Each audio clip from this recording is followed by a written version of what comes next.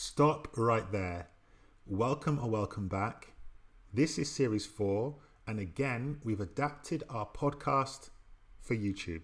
Now, stay tuned to hear how tech has changed work, but more specifically, how it's impacted diversity and inclusion.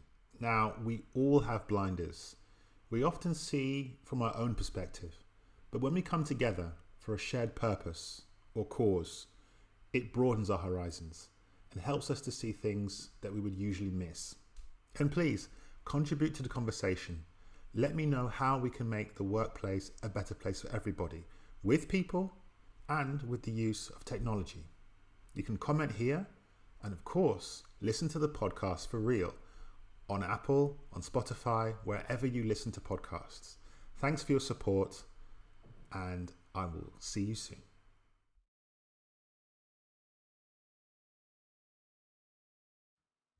Welcome back to the forecast. This is series 4. I'm so happy you're listening.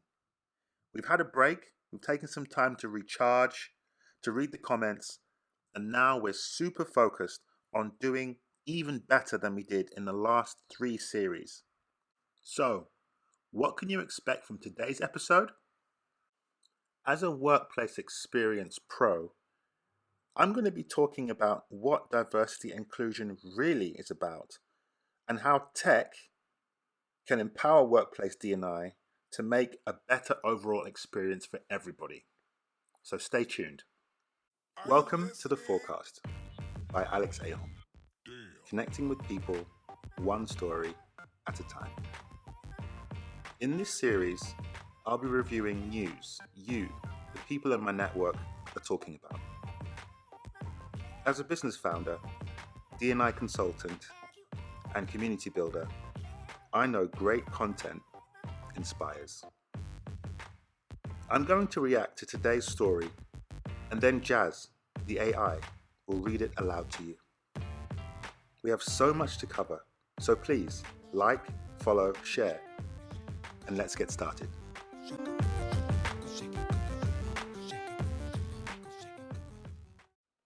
I want to tell you what I've been doing in the break. While I was disconnected from the podcast, I tried something I didn't think I would. TikTok. So yes, I spent time with my family and friends.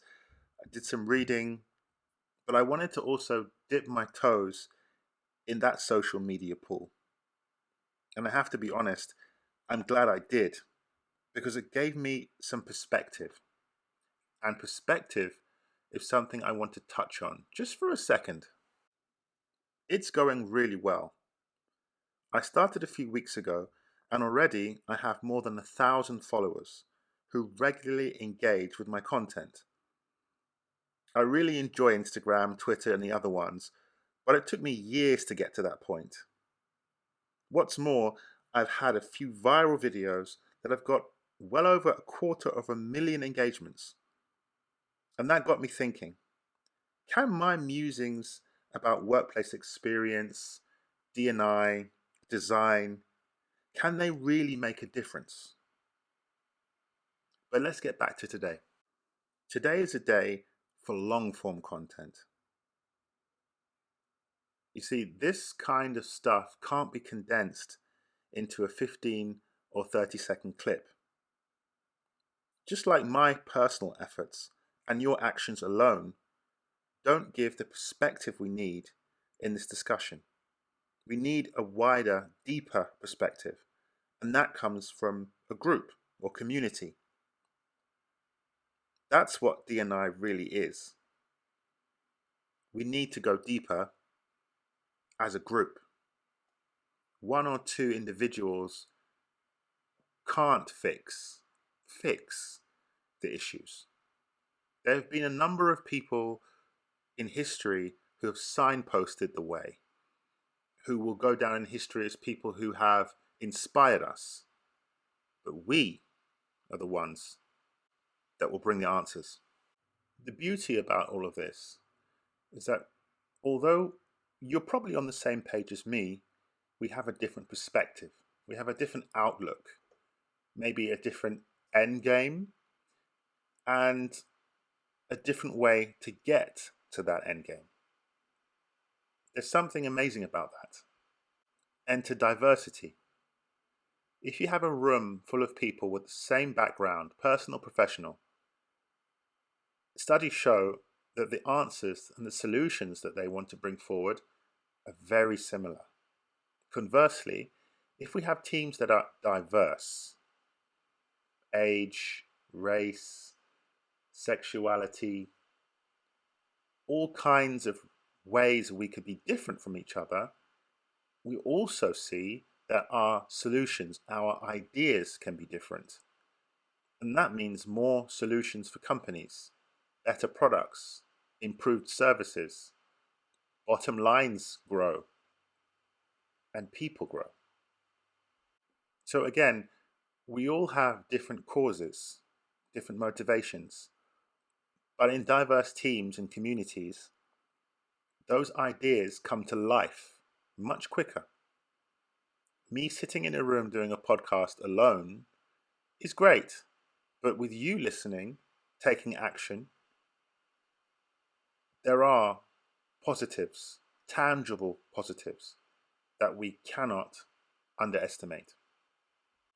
In the last series, we had a great comment about unconscious bias, blockages and blinders. We all have them. I have them.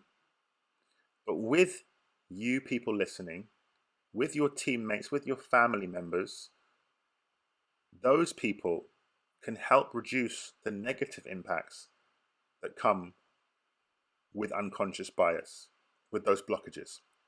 We need other people to help keep us on track. Let me picture it in another way. Imagine a beautiful landscape. Let's say a beach. Now with my eyesight, I can see a small amount of that landscape. Now if you're with me, we can see a bit more. If you add 5, 10, 20, 100, 1,000 people, at one point we can see everything for what it really is. Our perspective, our sight has been broadened. D&I is about broadening our landscape, seeing the horizon for what it really is and appreciating it. Does that make sense? Okay, so I'm excited. It's the new series, we're back, and I could talk forever, but I won't. I'm going to let Jazz cut in just a second. And when I'm back after Jazz, I'm going to give some major tips about what we can do aside from the obvious that can make a big difference. And when people aren't enough, how tech can help us more than ever. Here's Jazz. How technology supports workplace diversity, equity, and inclusion. Technology may well be one of the most powerful tools business and HR leaders have in creating diverse, equitable, and inclusive DE&I organizations. The global social justice movement, increasing regulations, or even people feeling that it is the right thing to do have all made DE&I a top business priority today. HR technology helps organizations live and work by diversity, equity, and inclusion practices. Employing a workforce that is truly representative of the communities a company touches through its products and services may benefit the bottom line. In fact, research reveals a strong business case for DE&I initiatives that can positively impact employee culture, boost innovation and resilience, and even deliver tangible business benefits including higher operating margins and cash flow per employee. Addressing unconscious bias. Unconscious biases, also known as implicit biases, are the underlying attitudes and stereotypes that people unconsciously attribute to another person or group of people, affecting how they understand and engage with a person or group. These stereotypes in our subconscious impact decision-making processes company-wide, and can lead to unequal and non-inclusive workplaces. For example, the universal lack of females in senior positions globally, regardless of industry, and the gender pay gap, is largely attributed to unconscious bias. Each step of the employee life cycle has the potential for unconscious bias, negating the most well-intentioned DE&I targets. The talent acquisition process, for example, is the most critical in securing a diverse workforce, beginning with the job role definition. Inconsistent definition of job roles and the inclusion of non-essential requirements limits the candidates who will apply. People may self-select themselves out of the candidate pool because the language doesn't encourage them to apply. To attract a gender-balanced talent pool, make sure the position description has gender-neutral language and the career site reflects inclusive messages and images. For example, Terex Corporation, a global manufacturer in the industrial machinery and components industry, has put diversity and inclusion at the heart of its global talent strategy, using technology to bring more women, veterans, and other underrepresented communities into their traditionally male-dominated workforce. The company created a dedicated landing page on its career site to showcase its Women at Terex initiative. Similarly, Tapestry, a global house of fashion brands, displays the various awards and recognition they have received for their DEI initiatives on its career site. Prevent talent bias at the point of decision. Core HR and recruitment technology solutions, including AI such as machine learning, can address DE&I issues. AI-based software platforms that are both data-driven and taught to ignore traditional prejudices rely on algorithms that prevent historical patterns of underrepresentation. These platforms can support the full range of talent processes, including who to hire, and how to manage them, as well as development, rewards, and promotions. The objective is to detect and mitigate bias at the decision-making step. For example, SAP's Business Beyond Bias initiative helps customers use SAP SuccessFactors to eliminate inherent biases around age, race and ethnicity, as well as differently abled individuals, and LGBTQ+ communities. Hero Group, an international food company committed to conserving the goodness of nature, relies on the creativity and imagination of its people to stay ahead of competitors. The Hero Group attributes the deployment of technology to support its performance and goals process as having enabled us to establish an open culture that feeds our employees' ambitions and supports their development and ultimately drives our success. When it comes to compensation, team salary overviews can spotlight inequities and bias alerts with a calibration tool that analyzes historical data, surfacing important information to managers, such as when an employee has not been promoted in over 3 years despite consistently high performance ratings. Gaining actionable insights from analytics and metrics. As with any other organizational imperative, DE&I requires a structured approach and regular monitoring and refinement. Analytics reveal meaningful data that we might not otherwise detect. For example, it's not enough to understand the composition of your workforce. A dashboard that brings together analytics can help managers visualize and forecast diversity trends, highlighting critical diversity metrics and the impact of leadership programs. Companies can create diversity scorecards to benchmark internal trends against external metrics such as industry, location, or other parameters. Pushing diversity data out to managers' desktops, and providing data relevant to their daily activities at the point of decision through embedded analytics provides transparency and supports actionable insights down the management line. HR technology is already helping organizations live and work by DE&I practices.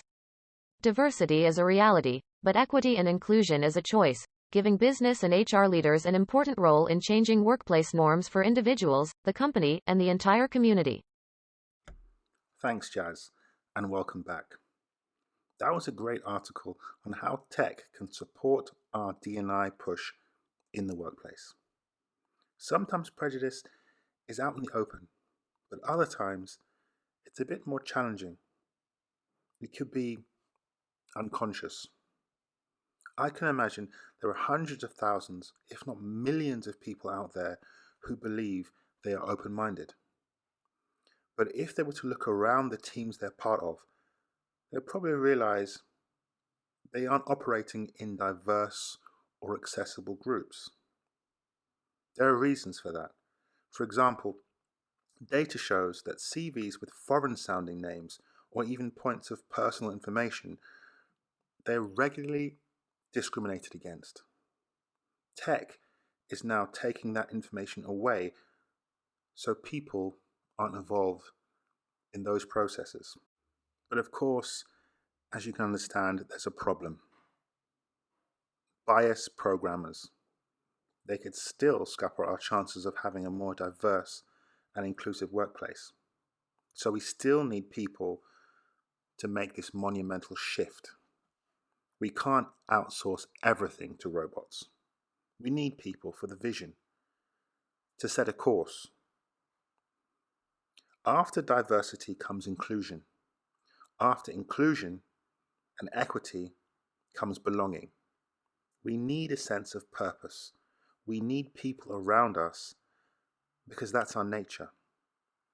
And those people need not be fearful.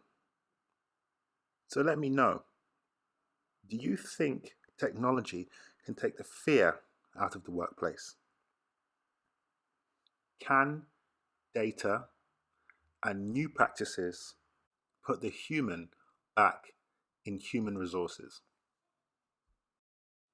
Thanks for listening to this episode and being part of Series 4. We spoke about perspective and technology. Maybe this sweet spot is where they meet. I've had a varied background, both personally and professionally. The sweet spot for me is operating in teams with people who value both. Yeah, maybe I don't have 20 years experience, for example, in D&I and workplace operations, but I have 10 years of experience creating and founding a groundbreaking workplace experience that value diversity, while including communities that were often forgotten. Is it time to value people for the skills and experiences they do have, rather than fear the areas of opportunity because of what they don't have? That was a good way to put it, and maybe a great place to stop. I've been Alex Ahom. This is The Forecast, and I look forward to the next time. Be well, everybody. Goodbye.